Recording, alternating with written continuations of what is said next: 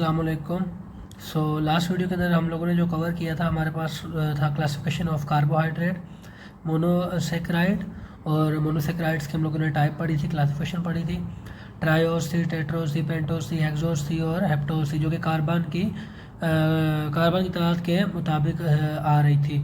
ठीक है, इसके एग्जाम्पल्स पढ़ लिए थे हमने। जो है ना, ग्लूकोज पढ़ लिया था, ग्लूकोज रिंग स्ट्रक्चर में भी होता है और चैन स्ट्रक्चर में भी होता है, ये भी हम लोगों ने डिस्कस कर लिया था।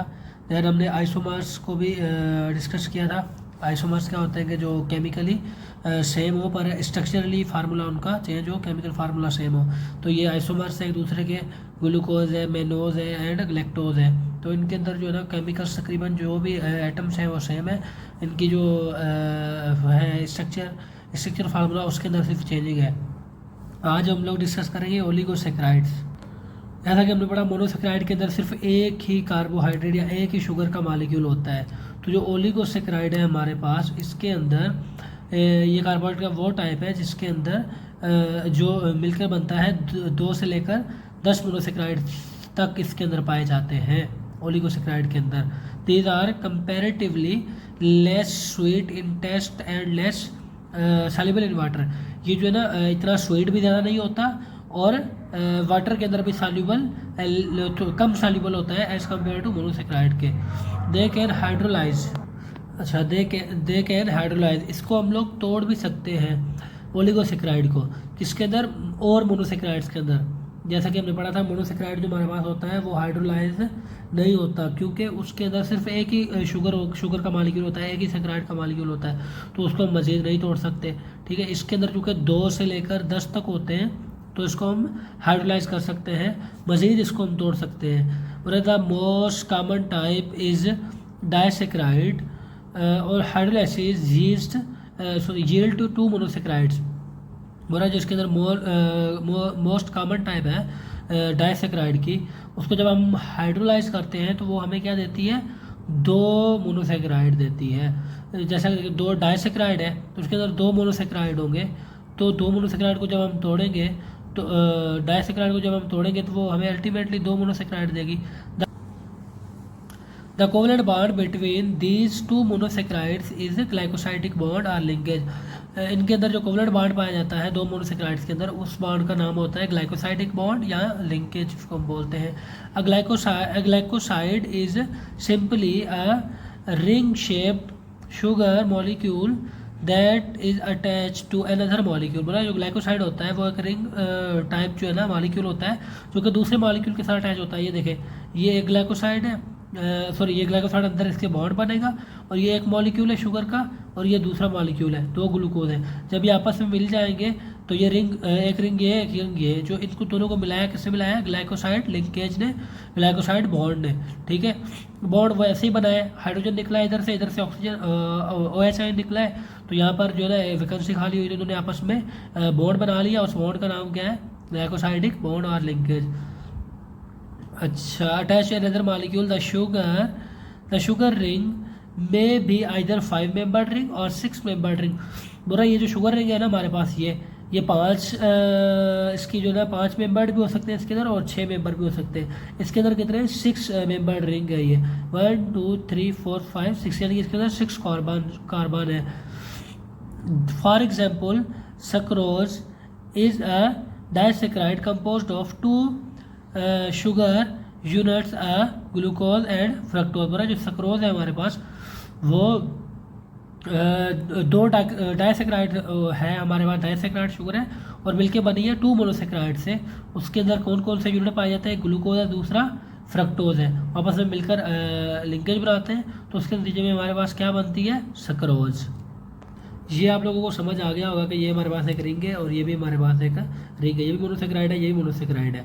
अच्छा, इसके अंदर क्या होता है कि यहाँ से H निकला तो ये इन्होंने बॉन्ड बना लिया, इस बॉन्ड को हम बोलते हैं ग्लाइकोसाइडिक बॉन्ड, और ये हमारे पास क्या बन गया, माल्टोज क्या है हमारे पास, ओलिगोसेक्राइड्स है। इसके अंदर कितने मोनोसेक्राइड आ गए, 2 मोनोसेक्राइड, ये ओलिगोसेक्राइड है, इसके अंदर 2 से लेकर 10 तक मोनोसेक्राइड होते हैं। देन द डाइसेक्राइड में बी रिड्यूसिंग और नॉन रिड्यूसिंग शुगर। जो हमारे पास डाइसेक्राइड है ये हमारे पास रिड्यूसिंग भी हो सकता है और नॉन रिड्यूसिंग भी हो सकता है। अब रिड्यूसिंग कौन होता है, रिड्यूसिंग वो एजेंट होता है जो किसी भी कंपाउंड जो होता है उसको रिड्यूस करवा दे, उससे कोई एटम ले ले या उससे इलेक्ट्रॉन ले ले, यानी कि वो दूसरे को रिड्यूस करवाता है। ठीक है, तो ये हमारे पास जो डाइसैकराइड है वो रिड्यूसिंग भी हो सकता है और नॉन रिड्यूसिंग भी हो सकता है। The reducing sugar is any carbohydrate which is capable of being oxidised. अच्छा, बोल रहा है जो रिड्यूसिंग शुगर होती है किसी भी कार्बोहाइड्रेट के अंदर, उसके अंदर ये एबिलिटी होती है कि वो खुद क्या हो जाता है, ऑक्सीडाइज्ड हो जाता है। ऑक्सीडाइज मतलब या तो वो कोई एटम हासिल कर लेता है या इलेक्ट्रॉन को ना कोई वो हासिल कर लेता है। अब उसने हासिल कर लिया, कोई भी शुगर थी, वो खुद क्या होगी, ऑक्सीडाइज्ड हो गई, यानी कि उसने हासिल कर लिया। और उसने करवाया क्या, रिड्यूस करवाया, रिड्यूसिंग करवाई, किसको करवाई, किसी भी और एलिमेंट को। तो इसको हम रिड्यूसिंग एजेंट भी बोलते हैं, जो दूसरे से एटम लेकर खुद ऑक्सीडाइज हो जाता है और उसको रिड्यूस करवा देता है, उसको हम रिड्यूसिंग एजेंट बोलते हैं। तो ये रिड्यूसिंग भी होता है हमारे पास, नॉन रिड्यूसिंग भी होता है disaccharide. And causes the reduction of other substance without hydrolysis, और ये जो है ना रिडक्शन करवाता है दूसरे सब्सटेंस को जिसको इसने रिड्यूस करवाया होता है, उसके ऊपर ये रिडक्शन होती है विदाउट हाइड्रोलाइसिस। पर उसके अंदर हाइड्रोलाइसिस नहीं होती, मतलब कि जो वो मॉलिक्यूल होता है वो टूटता नहीं है, उसके टूटने के बिना ही ये हमारे पास उसको जो है ना ऑक्सीड रिड्यूस करवा देता है। It is due to the presence of free aldehyde और फ्री कीटोन ग्रुप, क्योंकि ये इस वजह से हो रहा है क्योंकि उसके अंदर फ्री कीटोन ग्रुप है, फ्री अल्डिहाइड या फ्री कीटोन ग्रुप है। तो उसके होने से या ना होने से कंपाउंड को कोई भी फ़र्क नहीं पड़ता। ठीक है, इसकी वजह से अगर कीटोन ग्रुप या अल्डिहाइड ग्रुप जो है ना हमारे पास, वो अगर वहाँ से रिड्यूस होकर ऑक्सीडाइज हो जाएगा शुगर के अंदर, तो उसको कोई भी अदर जो सबस्टेंस है उसको कोई भी फ़र्क नहीं पड़ेगा, क्योंकि वो ये इसका अननेसेसरी पार्ट है, फ्री है, उस कंपाउंड के अंदर कोई भी ये इसका रोल नहीं है। ठीक है, एग्जाम्पल्स आर माल्टोज हो गया, लैक्टोज हो गया, लैक्टोज etc। इसके अंदर जो एग्जाम्पल है हमारे पास डाइसैकराइड की, जो कि रिड्यूसिंग करवाने की एबिलिटी रखते हैं, वो हमारे पास है माल्टोज और lactose. The non reducing sugars are carbohydrate which are unstable which are unable to be oxidized। और हमारे पास जो नॉन रिड्यूसिंग शुगर है वो हमारे पास क्या है, कार्बोहाइड्रेट है, जो कि अनेबल है, जो कि काबिल नहीं है ऑक्सीडाइज होने के, यानी कि वो कोई भी एटम या इलेक्ट्रॉन वगैरह नहीं ले सकती क्योंकि वो नॉन रिड्यूसिंग है, शुगर्स हैं। And do not reduce other substance, और किसी भी दूसरे सबस्टेंस को वो रिड्यूस भी नहीं करवा सकती, यानी कि रिडक्शन नहीं करवा सकती दूसरे सबस्टेंस पर।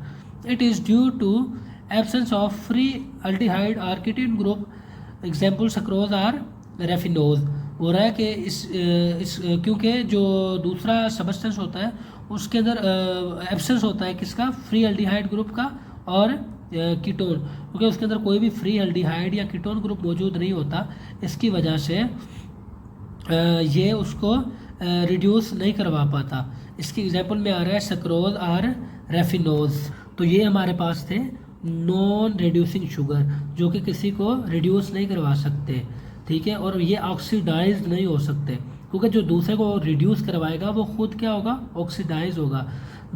ठीक है, तो ये इनके अंदर ये प्रॉपर्टी इन कार्बोहाइड्रेट के अंदर नहीं है। ठीक है, क्योंकि ये दोनों होते हैं, रिड्यूस भी होते हैं और नॉन रिड्यूसिंग भी होते हैं।